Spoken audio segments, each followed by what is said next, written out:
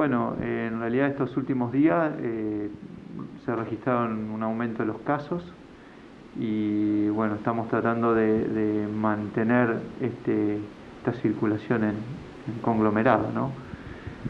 Evitando la circulación local. ¿Cómo se llega a estos 19 casos que fueron detectados en el día de ayer? Nosotros en estas últimas horas notamos mucha sintomatología respiratoria en la población. Esto se manifestó en las distintas consultas en las guardias, en los CAPS, en los centros sanitarios privados, y eso se fueron hisopando y se llegó a este número, ¿sí? Pero ya se había notado que había mucho aumento de la sintomatología respiratoria. ¿Podemos entonces hablar de un contagio ya comunitario? Esa clasificación epidemiológica de la ciudad lo da la Secretaría de Salud Pública a nivel nación y provincia, de acuerdo a los datos que nosotros les vamos cargando en las páginas oficiales. Ellos es lo que manejan. Nosotros estamos luchando, tratando de que no haya circulación local, es decir, tratar de que sea en conglomerado. Pero a veces es difícil, es como querer tapar el sol con las manos, es decir, hay movimiento, hay circulación de la población y eso hace que la circulación local esté cercana. ¿Tienen un paciente cero en este caso de los 19? No hablaría de paciente cero, porque ya con tanta gente es muy difícil. Lo que sí hay nexos, y los casos que no tienen nexo lo estamos investigando. Eso a veces lleva su tiempo porque son muchos llamados, son distintos contextos donde uno va haciendo los llamados y va recaudando información. ¿Cuál es el criterio para los testeos ante la aparición de un caso? Nosotros somos muy sensibles en eso, es decir, ya con el paciente con fiebre o con alguna odinofagia o dolor de garganta o con anosmia, ya es como que al tener la ventaja de tener el laboratorio de biología molecular y no depender de ningún otro tipo de laboratorio ni nada, que lo manejamos nosotros acá dentro del hospital, es como que somos mucho más sensibles y sopamos mucho más gente que en otras ciudades. Es una estrategia para afrontar esta pandemia, ¿no? Por ahí los números no son buenos, pero es una estrategia donde nosotros tenemos un mapa epidemiológico de dónde tenemos los focos y dónde actuar. ¿Cómo se decide cuáles son los contactos estrechos de los pacientes? El contacto estrecho siempre definimos lo mismo, es decir, el contacto estrecho se define al conviviente o al individuo que estuvo más de 15 minutos con una persona sin ningún tipo de cuidados. Y después a todos los que hayan tenido contacto físico, hayan compartido utensilios, mate, vaso, platos. El porcentaje de internado no llega al 3%.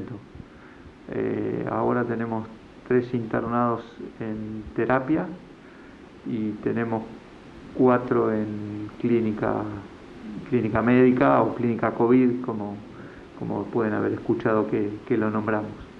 Y tenemos, creo que hoy va a ingresar una familia sin criterio de internación, pero que la vamos a aislar por un tema de infraestructura domiciliaria, que no puede aislarse en su domicilio, ¿no? De las personas que están internadas en sala COVID y en terapia intensiva, ¿cuál es la situación? ¿Cómo se encuentran? Las personas en sala COVID están estables, en buen estado general, y si Dios quiere van a evolucionar bien de esta patología. Las personas en terapia es uno que está hace más de 20 días, que ha mejorado su estado general dentro de lo complejo, pero ha mejorado el estado general. Después tenemos un paciente que está en muy buen estado, que probablemente pase a clínica COVID en estas horas, y tenemos un paciente un poquito más joven que creeríamos que tiene alguna patología asociada, que es el que estamos por ahí trabajando un poquito más como para determinar bien esa asociación de patología y ver a ver cómo evoluciona.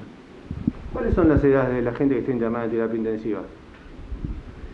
Y tenemos un paciente de 44, un paciente de 64, creería, y otro un poquito más grande, 78.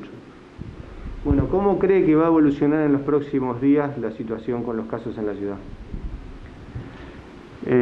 Un poco lo repito mucho esto, ¿no? Este es el peor momento, es decir, no quiero hablar del pico de la pandemia ni el pico de la curva, pero es el peor momento, es el momento donde nosotros todos los años tenemos el mayor número de internaciones, porque es el momento donde hace más frío, la neumonía está más presente, la gripe también, la bronquiolitis en los chicos también, es decir, toda la patología respiratoria se focaliza en este mes, entonces como que el hospital es bien un hospital de julio, es decir, las salas se van llenando, es decir, el paciente consulta mucho a la guardia, hay mucha gente con fiebre, mucha gente con catarro, mucha gente con dolor de garganta, mucha gente con gripe, entonces como que creemos que este es el peor momento, va a durar hasta mediados de agosto y si Dios quiere,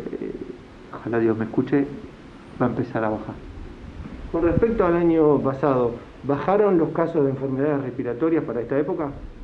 Sí, bajaron en más de un 20%, pero empezó a aumentar ahora, es decir, veníamos con niveles muy bajos, ahora empieza a aumentar de acuerdo al momento del año en el que estamos.